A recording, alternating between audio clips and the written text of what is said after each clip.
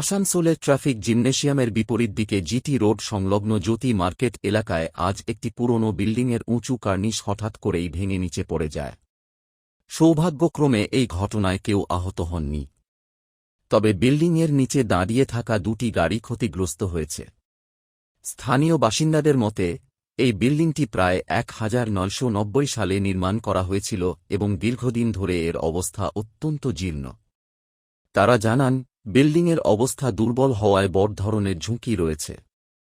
এই ঘটনায় প্রাণহানির মতো বড় বিপদ না হলেও দুটি গাড়ির ক্ষতি হয়েছে এবং এলাকায় আতঙ্ক ছড়িয়ে পড়েছে।